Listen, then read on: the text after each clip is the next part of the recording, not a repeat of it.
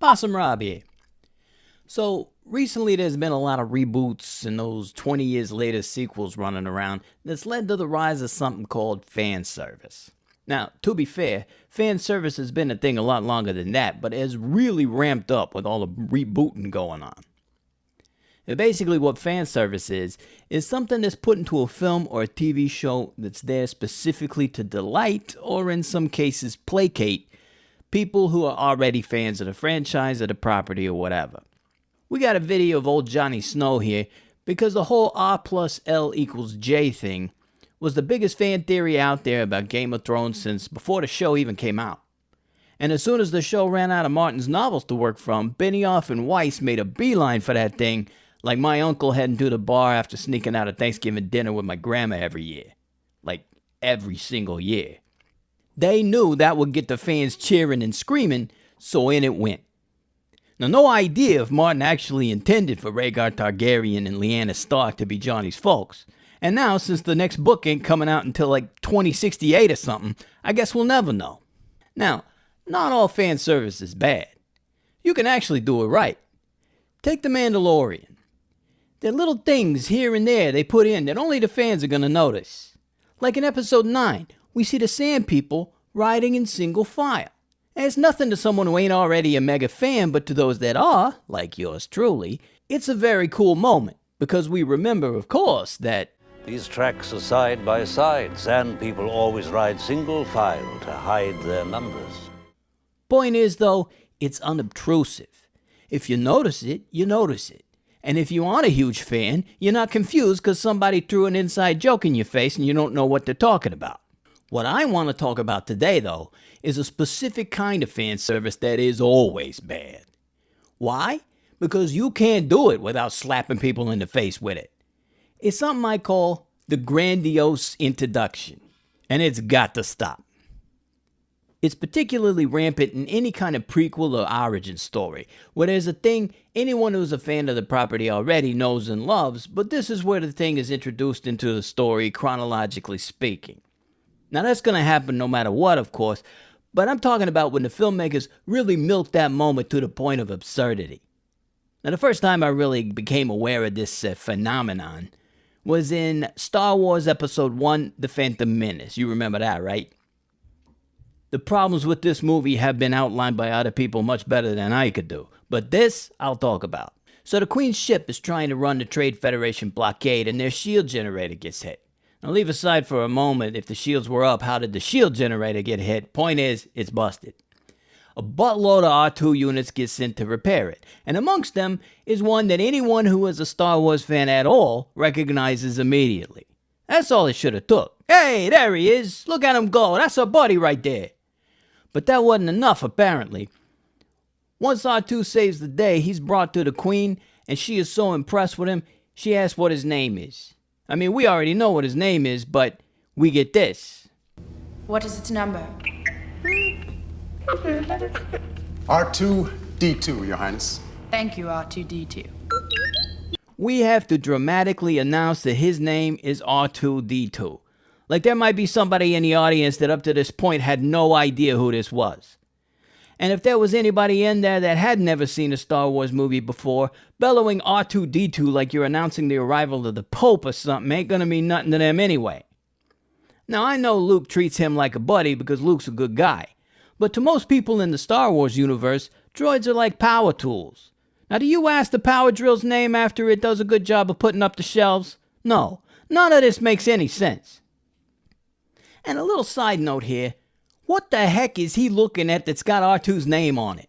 Because those of us who knew who this was when we saw him also know that the characters R2-D2 don't actually appear anywhere on R2-D2. He could have just known R2's name, but he pantomimes reading some kind of "Hello, my name is" sticker that, as is obvious from the image on the 20-foot high screen, ain't there. You know how in a stage show when someone has to pretend to be switching on the light and the light is always early or late or something and it looks silly? Yeah, this is like that. $115 million movie guys looking at an invisible name tag. Now the ones I love the most are the ones that not only make a bigger deal out of this kind of thing than they should, but they really drag it out, milking it for all it's worth. For example, Ever since we first met the guy, one couldn't help but notice his name was a little on the nose. Han Solo. I'm captain of the Millennium Falcon. I mean, aside from the hero and protagonist of Neil Stephenson's book Snow Crash being actually named hero protagonist, which is totally tongue-in-cheek and funny as hell, it doesn't get much more on the nose than Han Solo. Slightly ironic that he's always with Chewie, but that's neither here nor there. So how did he get this name? We Star Wars fans have wanted to know for decades. Well, don't they know that over at Lucasfilm? In Solo, A Star Wars Story, we finally get our answer, and boy do they milk it. In fact, let's put a milk it timer up on the screen, see how long it takes from setting it up to paying it off. Much. What's your name, son? Han. What? Who are your people? I don't have people. I'm alone.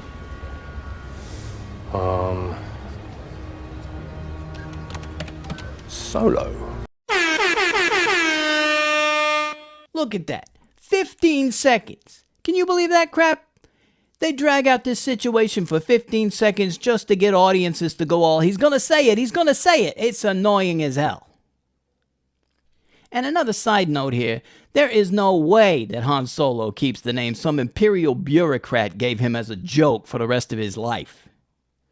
What should have happened was that he had a last name like Pritchard, Han Pritchard, which would have been a great homage to Asimov's Foundation books, because boy, the show sure ain't. I have a feeling that's going to be its own video right there. And then, when Han meets Woody Harrelson, he should have had some kind of speech about how he didn't have nobody, he didn't need nobody, and wanted to be on his own and all this. And then, before they meet up with Paul Bettany or Lando or somebody, Woody tells him, hey, you better not use your real name because the Imperials are looking for you. Then he introduces him, saying with a little smirk after waiting exactly 0 seconds of milking it time, and this is one of my boys, Han Solo. A name given to him by his mentor? Now that I'll buy as a name he keeps forever. In yet another example, in everybody's fourth favorite Star Wars movie, or in some cases third favorite, we see what we understand is the birth of the Rogue Squadron. I speak, of course, of Rogue One, A Star Wars Story. Not only is this introducing the Rogue Squadron to the Star Wars timeline, it's also the name of the friggin' movie, so it's kind of a double whammy. We'll start the milk it timer from the setup. Cargo shuttle, read back, please. What's going on out there? That ship's off limits. No one's supposed to be on board until further instructions. Yes, we are. Affirmative. That's an impounded Imperial ship. What's your call sign, pilot? We have to go. It's Say something. Come on. Rogue? Rogue One. Only 13 seconds, so it's a little better than Solo, but it gets major bonus points for the fact that even Jyn Erso is telling the guy to get on with it. By the way, isn't that the guy that the brain sucker monster was supposed to make insane forever? Gullet will know the truth. The unfortunate side effect is that one tends to lose one's mind. Alright, just checking. Now, I know it looks like I'm beating up on Star Wars here, but with the prequels and origins that they're doing, they're setting themselves up for this a lot. But it ain't just Star Wars. The worst of this particular bunch comes from Star Trek Discovery. For those that don't know, Star Trek Discovery takes place before the events of the original series. The one with Kirk. No, the real Kirk. Okay, not his best moment, but yeah, that one. But we know the Enterprise is still out there. It's just under the command of either Robert April or Christopher Pike, the captains of the Enterprise before Kirk. So if you didn't have the Enterprise shows up on your Discovery bingo card, you were nuts. And sure enough, they use it as a Season 1 cliffhanger. As cliffhangers go, it's not a bad one, but the gee who could this be build up is a marathon of you have got to be kidding me. We'll start the clock when Saru asks, from whom? Rather than when they receive the distress signal in the first place, because that's the actual setup. Incoming transmission. From who? I'm having trouble identifying it, but it's a priority 1 distress call. Identify the source, please. I'm getting a Federation ID code. It's choppy. Trying to clean it up, sir. Helm, slow us down. Dropping us at a warp now, sir. This is Captain Saru of the Federation Starship Discovery. Please identify yourselves.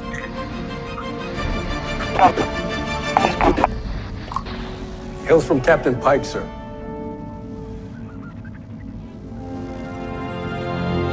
It's the USS Enterprise. 34 seconds. We didn't stop when we heard Pike's name because It's the USS Enterprise was the intended grandiose introduction there. The GI, if you will. Remember, we knew that was R2-D2 when Captain Pantomime announced it. 34 interminable seconds to milk this thing drier than my grandma's Thanksgiving turkey on Arrakis at high noon. It don't get much drier than that. Now, you may ask, why does this cheese me off so bad? I'll tell you. Because it's littering. It's throwing trash on the ground because somebody's lazy and now everybody else has to deal with it forever. Think about it. This kind of overblown build-up to a reveal of a beloved character or ship or whatever only works once. It's a cheap and low-hanging fruit way to get an audience reaction, particularly if it's in the theater, but it has absolutely no value on a rewatch. But it's still there every time you watch it for the rest of your life, and it gets more and more gross every time you watch.